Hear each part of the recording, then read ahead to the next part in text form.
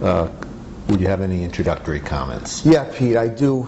Some good events that have happened in the city of Springfield. Obviously, we just came off of a great Hoop City Jazz, which we drew probably over 25,000 people, and we had the big band music era up at Stick on the greenery there, which had over 1,000 people, and our cultural festivals such as the Polish Fest, the Mass of the Immaculate Conception just this past weekend, the Mount Carmel Society, Our Lady of Mount Carmel Church, the fest, and especially important after the tornado-ravaged areas, and North End Kids Day, and some new restaurants opening up, La Campesina, which I was down there for lunch in the North End of Main Street, Mama Iguanas, Claudio Guerra on the riverfront area, the old Onyx, and a new restaurant coming down, Italian restaurant on the corner on the south end of William Street and Main Street as we move forward on that. So that's some of the good news.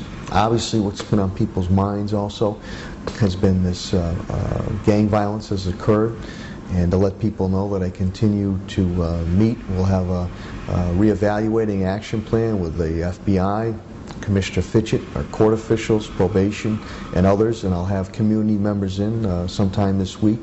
The rallying cry of how we need to do more, and the efforts of not only the public safety on the streets, but also continued youth development and long-term education. But I'm not going to rest until we continue to quell these spikes in hotspot areas, and I'll continue to utilize the FBI, state police, our local police officials, and working with our court system. I met with them recently also as we move forward, and engaging community, clergy, youth development, nonprofits. Everybody is a stakeholder in this as we continue to deal with the urban scourge of youth violence that's affecting America, but we'll continue to move forward on that. Thank you. The tornado caused great damage, of course, in the south end of Springfield, including the South End Community Center. Do you have any initial thoughts on the future of the community center? As everybody knows, the South End Community Center is very near and dear to my heart, and also an integral part not only of the South End Lower Forest Park, but our downtown area for youth and community development. The board of directors with Joe Gallo and Skip Russo and the executive director Chase Swan, they're very anxious to rebuild, and we've been meeting with them with my tornado recovery team also.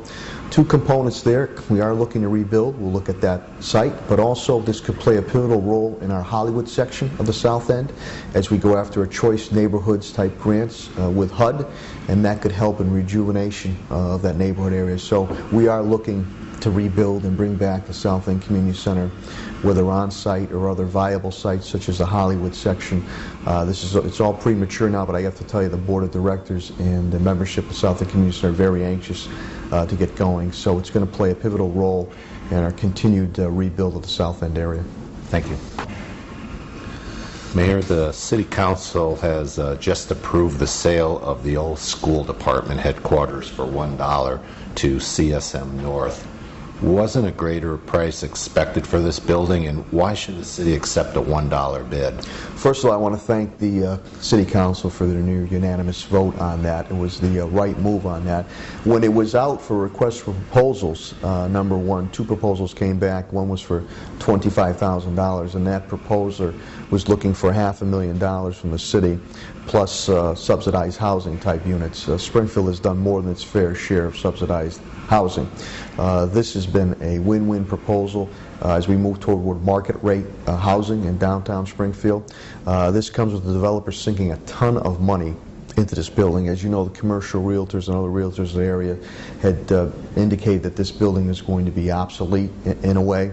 So private development with their own money, market rate housing. This was not on the tax rolls. I believe it will be on the tax rolls, and I believe it will be generating anywhere from $40,000 to $60,000 a year on taxes. It complements very well the preeminent condominium complex in Western Massachusetts, Glasgow Condominiums, and all the work we've done on the State Street corridor with the data center, the courthouse, the infrastructure improvement. Congressman Neal's been very helpful there.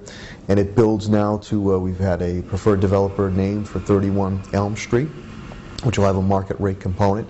So I'm very excited about this, and again, puts a non-taxable property on the tax roll. There is no hint of any type of subsidized housing. It's market rate housing. And this is in a way of us giving back as far as giving incentive to developers to come in and do market rate housing. The other proposal, again, was for $25,000. They wanted $500,000 from the city, and they were going to open that up to subsidized housing type units. And again, we've done more than our fair share on this, so I'm very excited. It's market rate. I'm very thankful to the City Council and to my economic development team that worked very hard with this developer who has a proven track record in the Connecticut area on these, Lowell, Massachusetts, other areas of market rate housing. And that's how you start to stimulate more of an eclectic mix in our downtown area. Thanks very much, Mayor. Pete, thank you very much, and Mark Murray, and to the viewers of Mass Live and the readers of Republican, go out and have a great day.